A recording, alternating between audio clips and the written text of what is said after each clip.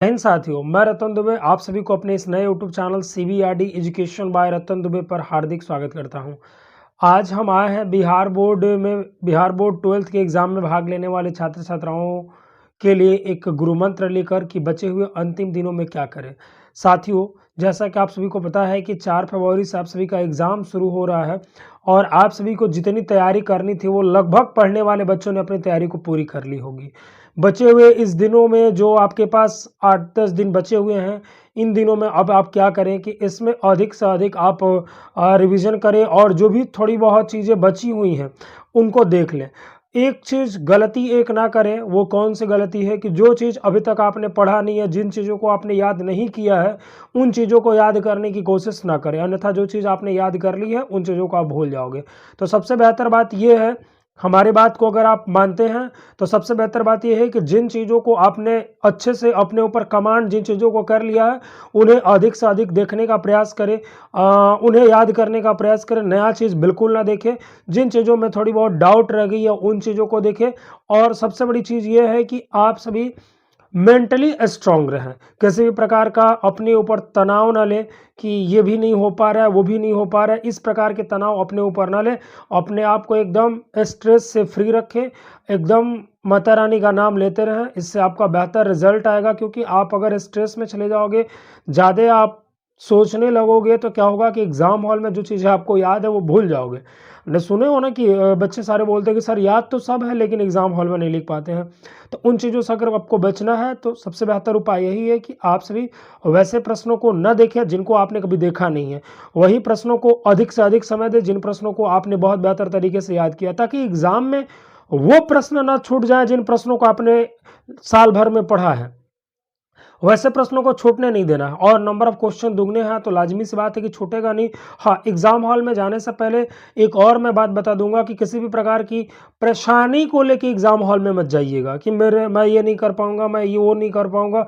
एकदम निफिक्र होके जाइएगा। पेपर को ढंग से पढ़िएगा। अच्छी तरह से पेपर को पढ़ने के बाद उसका उत्तर लिखने का प्रयास कीजिएगा और उन प्रश्नों को सबसे पहले आप बनाइएगा जो प्रश्न आपको बहुत बेहतर ढंग से आते हैं। कॉपी पर लिखने का तरीका भी हमने आपको बताया है किस प्रकार से कॉपी पर लिखनी है, और कॉपी पर उन प्रश्नों को सबसे पहले लिखना है जो प्रश्न आपको बहुत अच्छे से आते हैं। क्योंकि एक बार कॉन्फिडेंस आ जाने के बाद जो प्रश्न आपको नहीं भी आ रहे हैं उन प्रश्नों का उत्तर आपको धीरे धीरे याद आता रह जाएगा। मतलब एग्जाम हॉल में याद आते रहेंगे।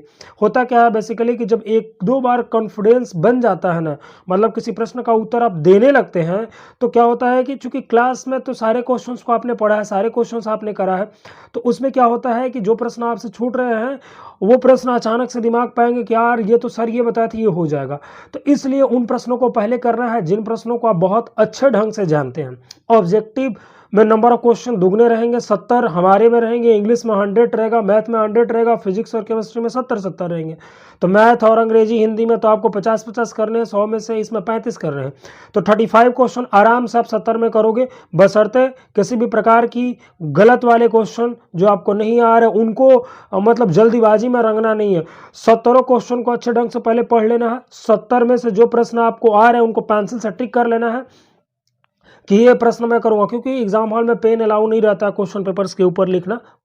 मतलब मैं जहां तक जानता हूं, तो आप एक साथ में एक पेंसिल भी लेके जाना है और वो ट्रिक कर लेना कि ये प्रश्न मैं कर रहा हूँ। उन्हीं प्रश्नों को करना जिसमें आपका कॉन्फिडेंस बहुत बेहतर हो।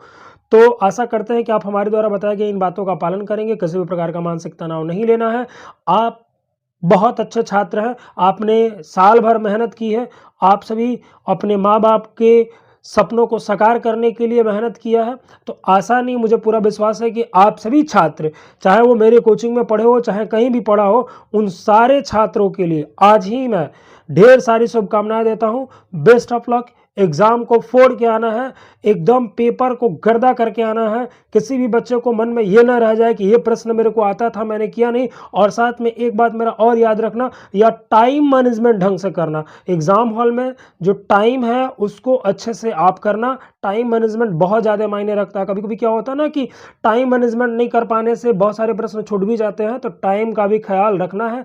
ऐसी घड़ी लेके जानी है जो बिना डिजिटल वाली हो, नॉर्मल फीता वाली जो घड़ी आती है उसको आप ले जा सकते हो।